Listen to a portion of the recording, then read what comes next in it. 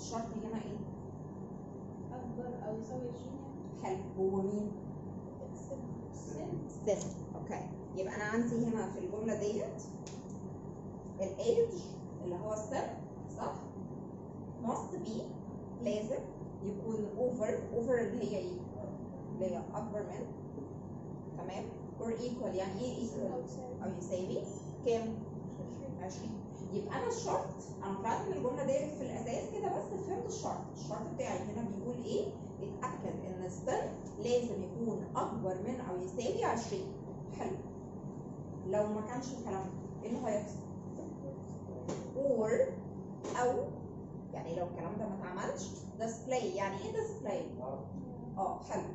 لو الكلام ده ما حصلش display، اعرض الجمله دي ان age can't be entered.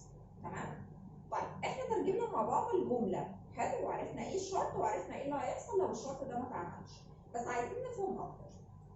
دلوقتي احنا واقفين على اي شاشه من الاثنين للجدول؟ ديزاين فيو ولا داتا شيت فيو؟ داتا شيت فيو. تمام؟ لان كده واقفين على شاشه عرض البيانات. حلو؟ تمام. انا دلوقتي بسجل بيانات، بس شرط ان وانا بسجل بيانات لازم يكون العمر او السن اكبر من 20. حلو؟ طيب جيت وانا بسجل بيان شخص مثلا اسمه محمد، كتبت اسمه، جيت عند السن محمد سنه اقل من 20 سنه، فرحت كاتب اقل من 20. تمام؟ ده كده صح ولا غلط؟ غلط. هو المفروض ان انا عاوز الناس اللي اسجل بياناتها يكون السن بتاعها اعلى او اكبر من 20. تمام؟ طيب هل في حاجه في البرنامج بتاع الاكسس لو انا كتبت هنا السن غلط غير القيمه اللي احنا عايزينها ينبهني او ما يرضاش يسجلها؟ انا هظبط قاعده، تمام، تقول له كده، تقول له ان البيان اللي هيتكتب تحت الايدج لازم يكون كام؟ اكبر من او يساوي 20 زي ما احنا قلنا. تمام؟ ولو جيت وانت بتسجل بيانات كتبت هنا رقم اقل من 20، ايه اللي هيحصل؟ هتلاقي البرنامج، ايوه هتلاقي البرنامج عمل ايه؟ ظهر لك الرساله دي. حلو؟ طب احط الكلام ده فين بقى؟ يلا نرجع للديزاين فيو. تمام؟ احنا عايزين نظبط مين دلوقتي؟ الايدج. حلو، كليك على الايدج. طيب فين بقى اللي انا هظبطه؟ فين الحاجات اللي انا هحط فيها الرول؟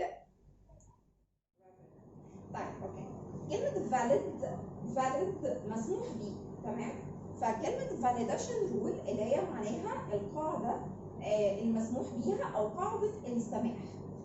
طيب بعد كده validation text معناها رساله السماح. دي ترجمه، بس انا طبعا ما بحبش الحاجه تبقى ترجمه، انا بحب الحاجه المقصود بيها. طيب واحده واحده بقى. بص اوكي، validation rule دي عباره عن ايه؟ validation rule دي عباره عن قاعده محدده لادخال البيانات. تمام؟ قاعده محدده لادخال البيانات. يعني ايه؟ يعني القاعده دي بناء عليها هقدر اسجل البيانات. شايفين كلمه ادخال ديت خاصه بمين؟ بتسجيل البيانات. طب معلش ثانيه، هو القاعده دي اللي انا هعملها مش هتمشي على اللي اتسجل قبل كده؟ ايه رايكم؟ هتمشي على اللي اتسجل قبل كده ولا لا؟ لا دي مش عارفه. لا لا. ليه؟ لان دي خاصه بادخال البيانات الجديده، ملهاش دعوه بالقديم. طب افرض القديم كان غلط، ملوش دعوه، هو بيطبق القاعده ديت بدايه من انك اول مره سجلتها. يعني انت لو سجلت 10 بيانات فيهم غلط ملوش دعوه بيهم، هو هيبتدي يبص على الكلام ده ويبتدي يظبط لك او يطلع لك الرسائل امتى؟ في البيان ال 11. تمام؟ طيب يعني ايه validation text؟ واحده واحده بقى. validation text دي عباره عن رساله تحذيريه. حلو؟ طيب الرساله التحذيريه دي هتظهر لمين؟ للمصمم اللي بيصمم الداتابيز، ولا للمستخدم اللي بيستخدم الداتابيس ويسجل بيانات؟ مستخدم. تمام، يبقى رساله تحذيريه بتظهر للمستخدم. حلو. امتى؟ كل ما يسجل حاجه تفضل تطلع له الرساله ديت؟ لا. امتى بقى؟ عند ادخاله بيانات عكس القاعده. تمام؟ مش انت قايل القاعده بتاعتك فوق؟ فانت عندك الرساله التحذيريه دي هتطلع للمستخدم امتى؟ لو دخل بيانات عكس القاعده. طب لو دخل بيانات صح زي القاعده، خلاص الرساله هتطلع ليه اصلا. تمام؟ طيب يلا بقى نترجم الجمله ديت للايه؟ للخانتين دولت.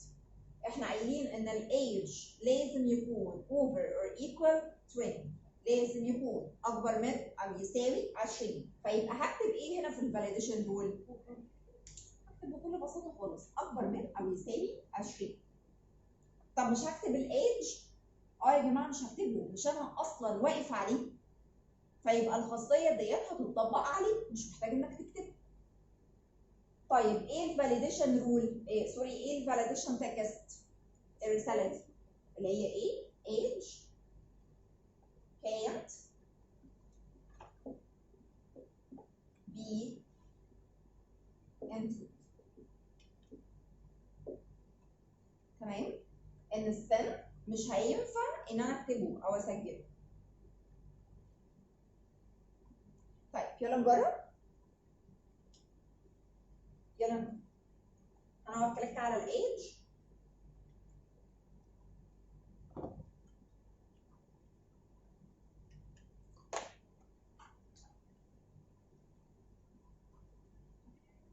وبعد كده هننزل تحت كليك عند الفاليديشن رول، نكتب القاعده.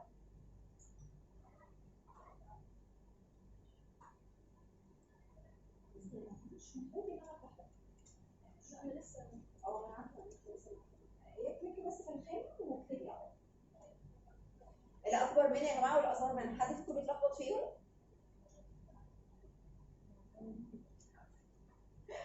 الاكبر من اللي هي حرف الزين، لا شيفت وزين، لان طبعا احنا بنكتب انجلش فانا ههتم بالشكل بتاع اللي هو الانجليزي. فهي شيفت وزين هتديني الاكبر من، ويساوي جنبها على طول. هتلاقوا طبعا فوق الحروف بس جنب هنكتبها على طول. تمام؟ طيب اعملوا سيف بقى، يعني اللي يجربها يعمل سيف. هتطلع رسايل صح؟ ليه بقى الرسائل ديت؟ الرسائل دي بيقول لك اتاكد او يعني خد بالك ان الكلام ده ملوش علاقه بالبيانات القديمه. تمام؟ فانا هروح يس على المسج عادي، وهروح للداتا شيت فيو اللي هي شاشه عرض البيانات، وابتدي اجرب. يلا نكتب اسم بيان جديد، شخص جديد، واجي قصاده عند الجزء بتاع الايدج ونكتب سن يكون اصغر منه. نكتب بقى 18 19 اي حاجه يعني. طلع رساله صح؟ طيب يعني بصوا انا هغير حاجه في المسج وجربوها كده وشوفوا الدنيا هتمشي معاكم ازاي. اولا انا هكون واقف على مين؟ على الادرس. حلو. طيب الشرط بتاعي بيقول لي ان هو لازم يكون منين؟ تمام كده.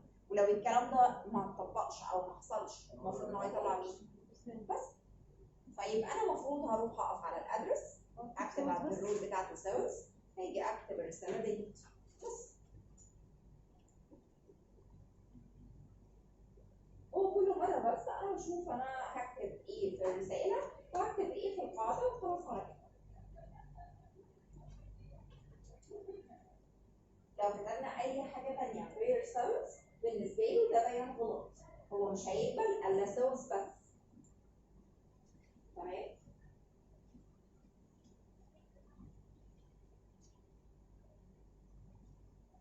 طب ايه رايكم لو صعبناها شويه؟ عملتوها بس ديت الاول ولا لا؟ هصعب بس الموضوع يعني سنه صغيره. هو لو انا عايز الادرس يبقى من محافظتين، يا اما الناس اللي هسجلهم عندي يكونوا من السويس يا اما يكونوا من القاهره، يعني سويس اور كايرو. ايه رايكم الشرط هيتعمل ازاي؟ ممكن تفكروا كده؟ فكروا. هو انت ماشيه صح يا سمية، بس هي مش ايه. لا، هي كده كده اصلا الرساله واحده، يعني مش هغير الرساله، انا مشكلتي كلها في القاعده. ازاي هقول له المحافظات عندي يا اما تكون السويس يا اما تكون القاهره. يعني انت قربتي شويه اسمها، يعني هي مش اند. بصوا لو انا كتبت له اند، يعني كتبت له سويس مسافه اند مسافه كايرو، يبقى انا كده بقول له لازم تلاقي كلمه سويس ولازم تلاقي كلمه كايرو الاثنين مكتوبين في نفس الخانه، فده طبعا مش هيحصل. تمام. لكن لما بقول له اتاكد ان الادرس عندك يا اما السويس يا اما القاهره، فهو بالنسبه له لو لقى مكتوب الكلمه ديت ماشي، لو لقى مكتوبه الكلمه ديت ماشي. تمام. طيب خلينا نعمل، يلا نروح كده كلنا نرجع للديزاين فيو.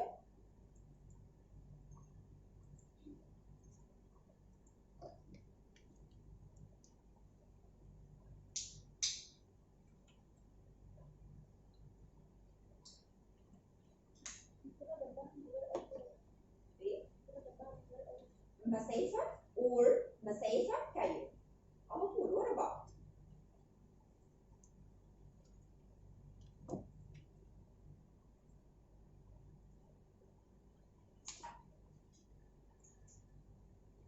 مفيش مسافات ما بينهم؟ مسافه اهي هكتبها لكم خطوه عشان تبقوا شايفينها ايه بالظبط. هتبقى ايه؟ ساوث. اوكي.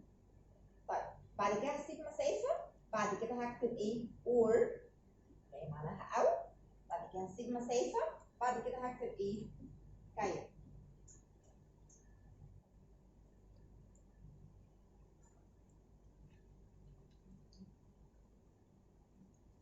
تمام.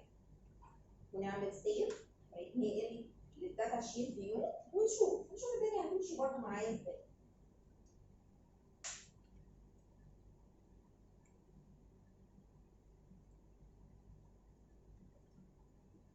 خدوا بالكم بقى، انا لما هاجي هجرب 3 حاجات مختلفه.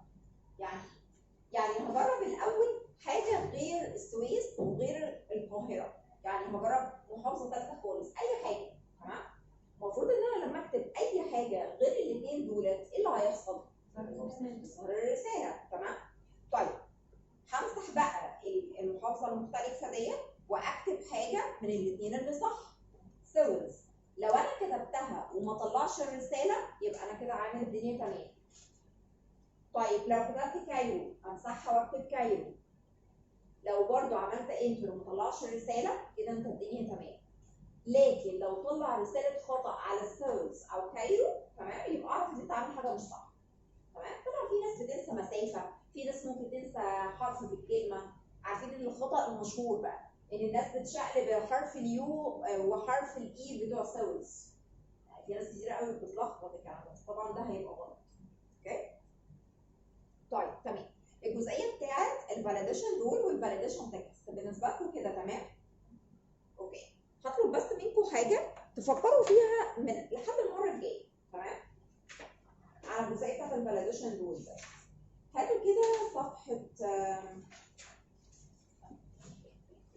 صفحه 41 في المذكره. دي الاسئله. اوكي. انا عاوزاكم تفكروا الشرط هعمله ازاي في الحاله بتاعه السؤال رقم 12. مش عايزاكم تفكروا فيه دلوقتي، انا عايزاكم تفكروا فيه في البيت، وممكن تعملوا سيرش على النت طبعا وتشوفوا الدنيا ماشيه ازاي، لان الكونديشنز كتيره جدا.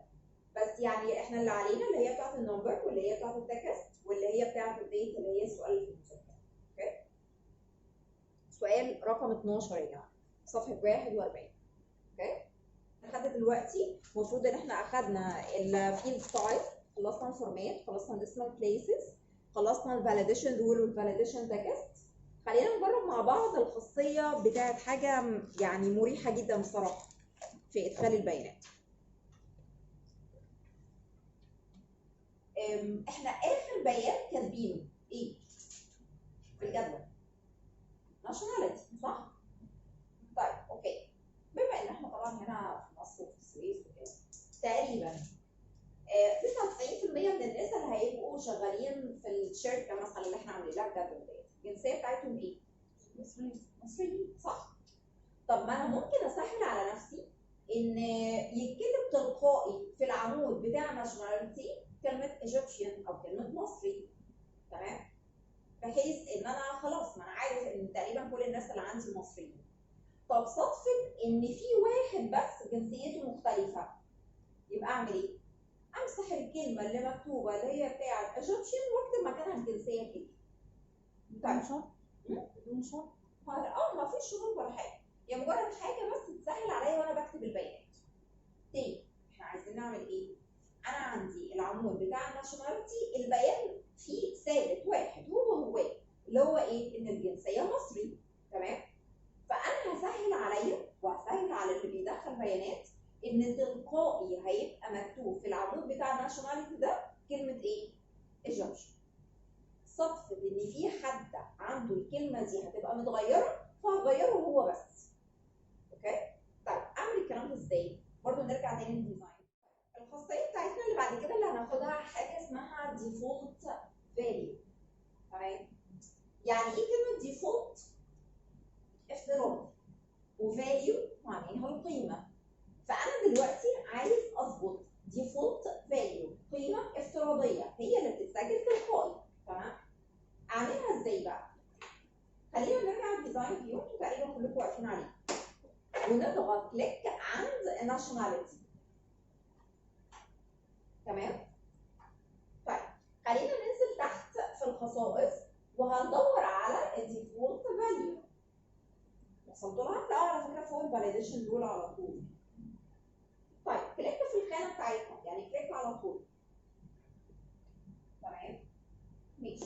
بعد ما وقفنا كليك خلينا نكتب الكلمه اللي انت عايزها تبقى قيمه افتراضيه. انت عايز يظهر ايه تحت الناشوناليتي؟ كلمه ايجيبشن. اوكي خلينا نكتبها.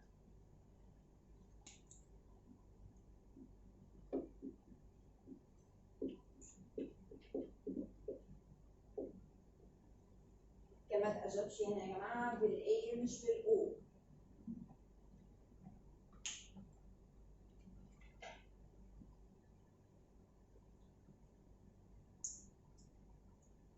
خلاص؟ يلا نعمل سيف ونديه للداتا شيت فيه.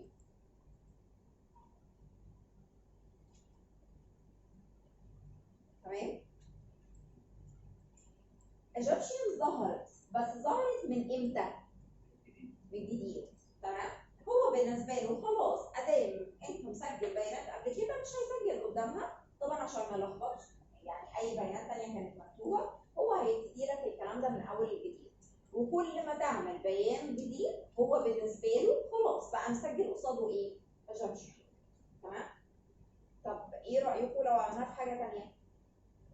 انا عندي كل الناس اول ما بيتعينوا السالري المبدئي بتاعهم 1000 جنيه، تمام؟ كل الموظفين بيبتدوا ب 1000 جنيه وبعد كده بيزيدوا. فهل ينفع ان انا اخلي ان ال 1000 جنيه دي تبقى قيمه افتراضيه؟ اوكي اعملوها.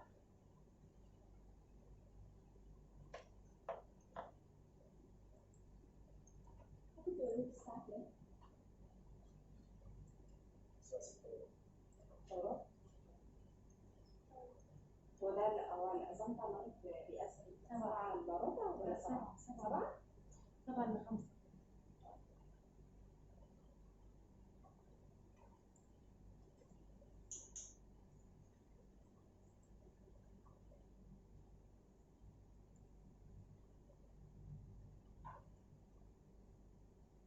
خلاص ولا إيه؟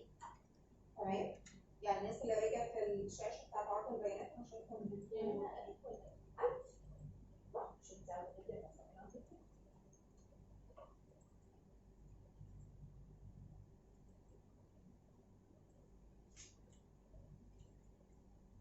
وسعي بس نعم، يعني بس نعم بتاع السلالي وسعي شويه بس كده.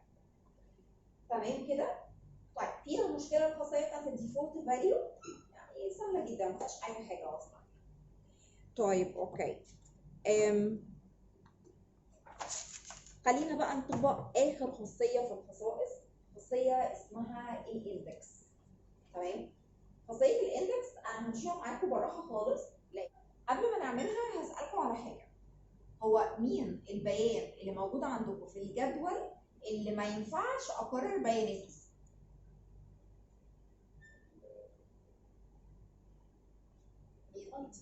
اي دي، صح؟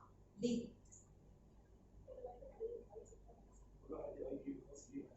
لا حبايبي، بص فويس انت في كمان وانا اصلا مش سامعاك. ما ينفعش يتغير، كل واحد ليه كود معين.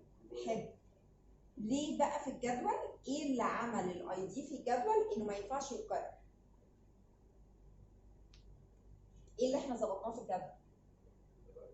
برايمري كي، صح؟ طيب اوكي، انا دلوقتي عندي الاي دي هو برايمري كي، هو المفتاح الاساسي للجدول. حلو. طب انا دلوقتي عايز اعمل النيم ما يتكررش، عايز كمان الاسامي ما تبقاش مكرره. تمام. طيب الاسامي هضطر ان انا اعملها برايمري كي؟ لا، انا مش عايزاها تبقى برايمري كي اساسا، انا مش عايزاها تبقى مفتاح اساسي. طب بصوا بقى المشكله اللي انا بقيت فيها، انا عندي عايز المفتاح الاساسي يبقى الاي دي، وعاوز الام بنيم ما يتكررش، بس مش عايزه يبقى مفتاح اساسي. فانا هعمل ايه؟ هبوظ الجدول؟ لا مش هبوظ الجدول.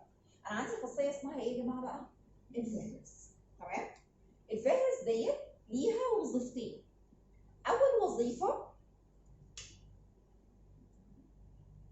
انها بتتحكم في التكرار. تمام، عايز تكرر بيانات او عايز تخلي البيانات ما تتكررش. تمام. طيب الوظيفه الثانيه سرعه البحث. تمام، على طول اول ما بتيجي تعمل بحث عن اي بيانات موجوده، الحاجه اللي انت كنت عامل عن طريقها الفهرس، تمام، اللي هو الاندكس، بتعرف بياناتها بسرعه. ده البحث اللي موجود عندي في الاكسس بيبقى عن طريق مين؟ tables ولا queries ولا forms ولا report؟ عن طريق مين في الاربعه؟ queries. تمام، فلما اجي اعمل بحث عن طريق الكويريز هتجيب الحاجه اللي انت عامل لها الاندكس بسرعه. تمام، ودي مش هنشوفها، يعني دي مش هنبقى لامسينها بايدينا يعني، بس هنبقى حاسينها واحنا شغالين مع الداتابيز. لكن التكرار هي اللي احنا هنجربها مع بعض دلوقتي. طيب خاصيه الاندكس دي اجيبها منين؟ خلينا نرجع للديزاين فيو كده،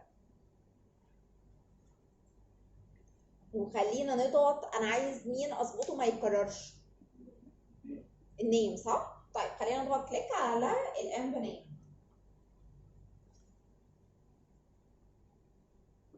طب الام نيم نزل تحت خالص عند الخاصيه اللي اسمها الاندكسد. تمام، حلو، ماشي. الاندكسد مطلعه الثلاث اختيارات اللي انا كاتباهم على البورد.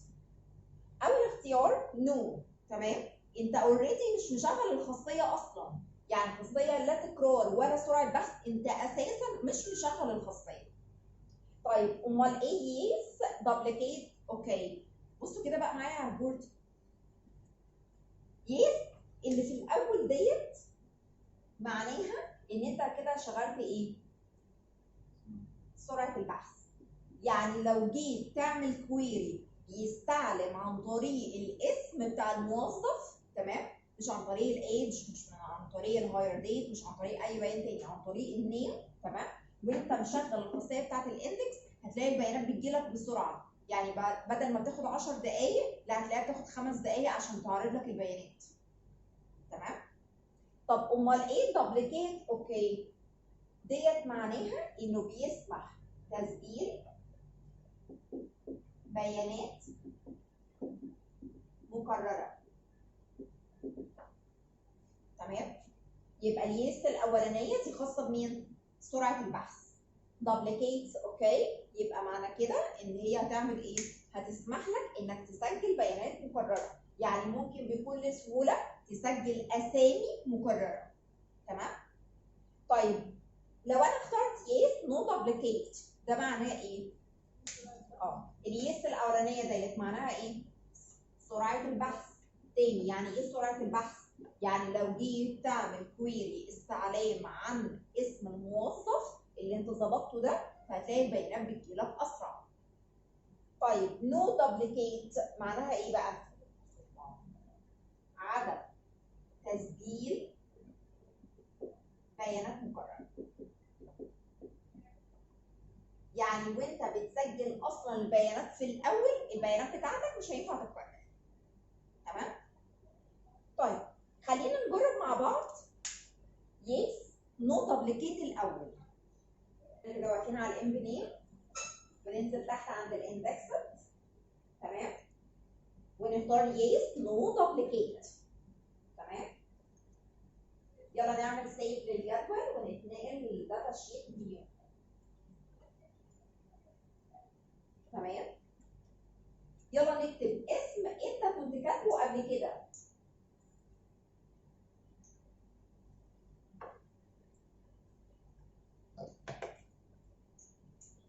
ونقف كليك في الخانه اللي تحته. ايه اللي حصل؟ طلع لك رساله طويله عريضه قد كده بيقول لك ان البيانات ديت هتعمل دوبليكيتس في الريكورد اللي عندك او في الداتا اللي عندك. دوبليكيتس هنا معناها اللي هي ايه؟ اخطاء. دوبليكيت اصلا معناها تكرار، بس هي هنا اقصد بيها هتعمل لك اخطاء او غلط في تكرار البيانات. طيب هنقول له اوكي على الرساله. يلا نمسح الاسم المكرر لان كده كده مش هينفع يفضل موجود.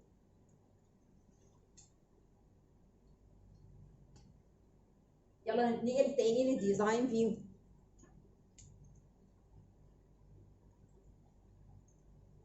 تمام؟ المره دي بقى هنظبط الام بنيم من تحت خالص، بدل ما هو يس نو دبليكيت هنخليه يس دبليكيت اوكي، يعني يسمح بتكرار الاسامي او البيانات.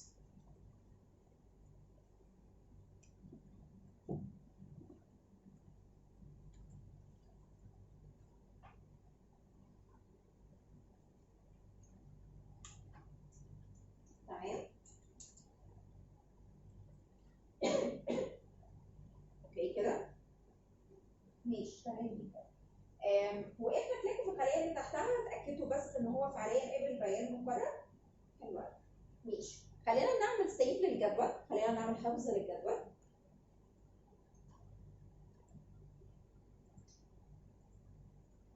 وممكن تطلعوا معايا مذكره. خلينا نقرا بس الجزئيه النظري الخاصه بالجزء ده اللي هو الجزء بتاع التيبلز.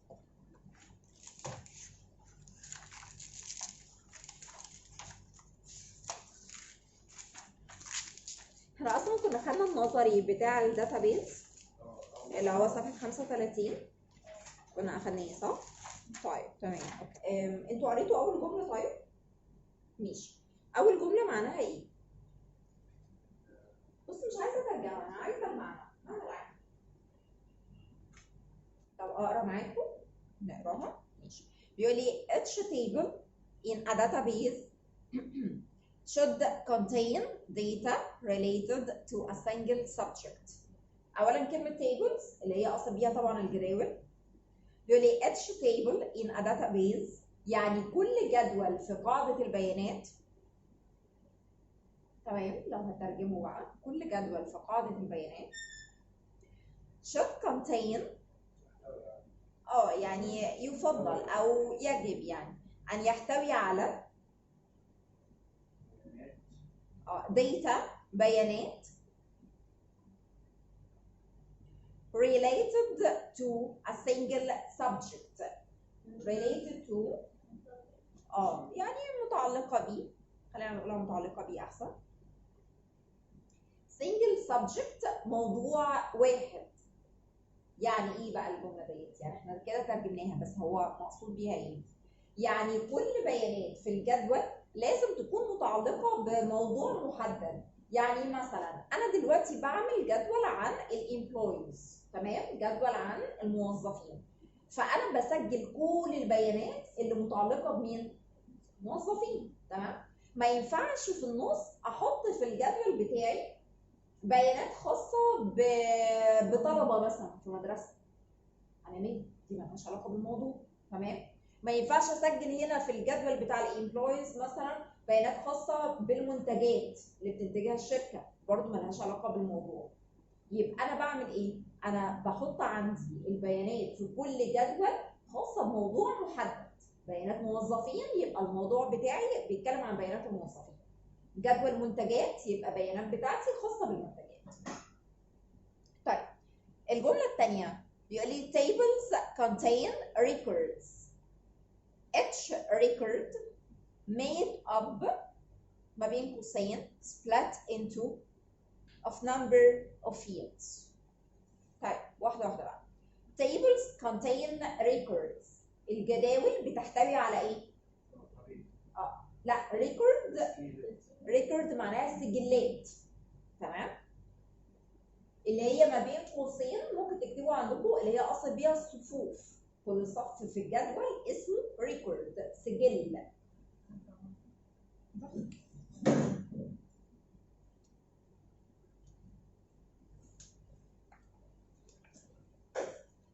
تمام. طيب each record يعني كل سجل بيانات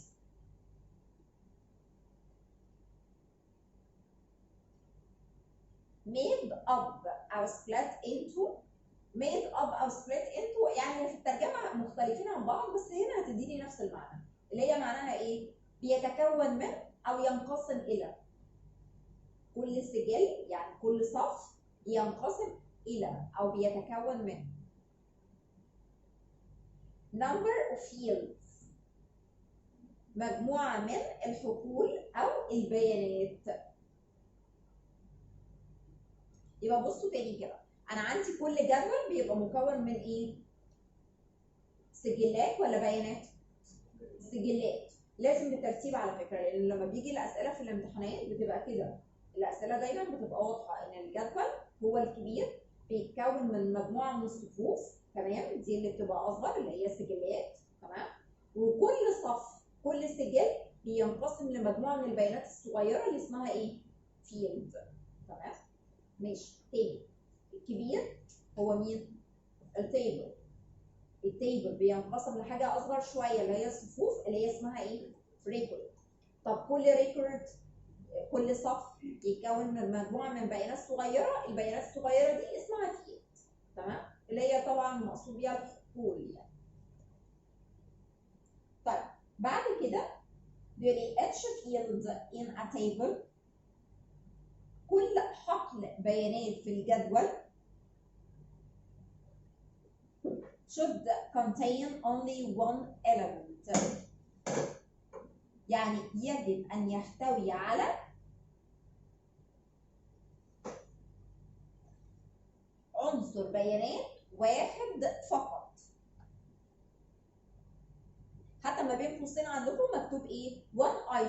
one item of data، يعني عنصر بيان واحد فقط من البيانات. تمام؟ طب يعني ايه؟ يعني بكل بساطة أنا عندي دلوقتي في بيان اسمه الاي دي، في بيان اسمه الام نيم، في بيان اسمه الايج، في بيان اسمه السالري. حلو؟ كل واحده فيهم هي عباره عن عمود لوحدها، عباره عن بيان لوحده. تمام؟ هل ينفع ان انا ادمج دول كلهم مع بعض وكلهم في خانه واحده؟ لا، تبقى الدنيا صعبه جدا. يعني تخيلوا ان انا باجي اعمل سيرش مثلا، لما تيجي تعمل بحث مش هيعرف يطلع لك البيانات. انت البيانات كلها متسجله بلوك، انت مش بتكتب جمل. تمام؟ انا ما بكتبلوش جمله، لا، ما بكتبش فقره زي الوورد مثلا. انا بكتب ايه؟ بيانات فرديه، كل خانه بيبقى مكتوب فيها بيان واحد بس، ما ينفعش تدمج لي ده كله مع بعض. تمام؟ طيب اوكي. الجمله اللي بعد كده قبل ما اقراها عشان هي طويله، عايزاكم انتوا تقروها الاول وتحاولوا تفهموا المقصود بيها مش الترجمه. طب هو يعني ايه preference؟ خصائص. اوكي. طيب تمام. بيقول لي each field is associated. يعني ايه كلمه associated؟ في ناس بتقولها associated فيها يعني. تمام؟ فهو هنا بيقول لي each field is associated with an appropriate data type. Each field is associated with an appropriate data type. يعني كل حقل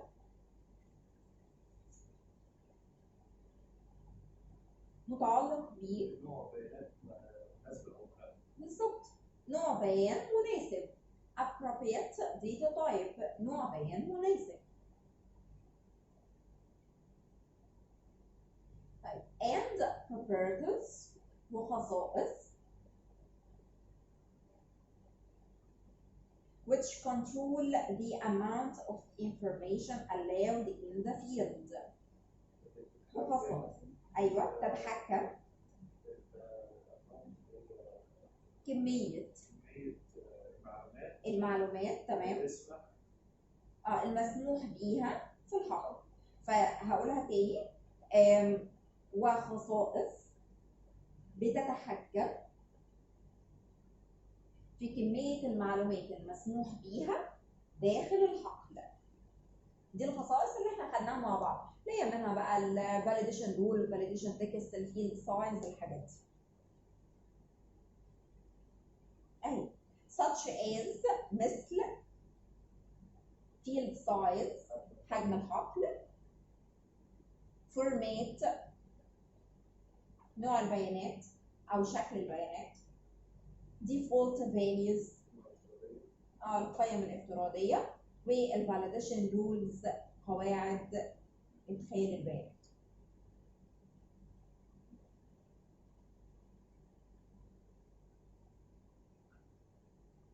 طيب ده كده المعلومات عن التيبلز. خلينا نقرا المعلومات عن البرايمري كي.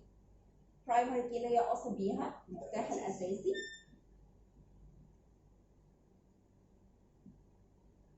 Really is a field that uniquely identifies each record stored in the table.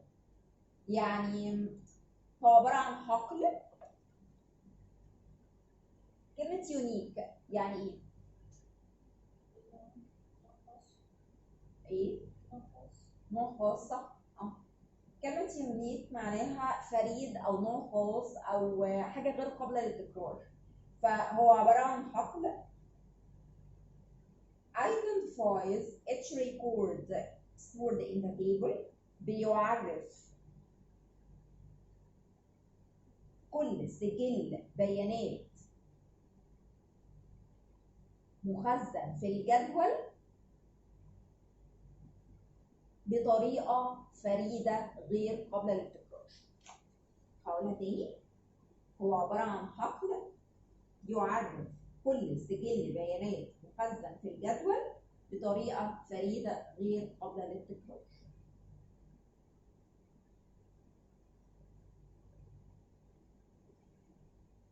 الجملة الثانية بيقول لي is usually a number or auto number. عادة بيبقى نوع البيان دوت يا إما رقم يا إما تسلسل أو ترقيم تلقائي.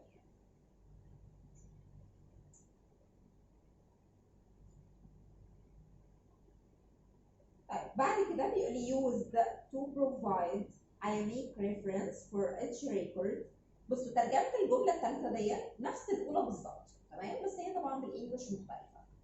هي بيقول لي بيستخدم لتحديد بيان فريد غير قابل للتكرار لكل سجل بيانات. هقولها تاني بس يعني تحسوا ان في المعنى هي نفس الاولانيه. بيستخدم لتسجيل بيان فريد غير قابل للتكرار لكل سجل بيانات.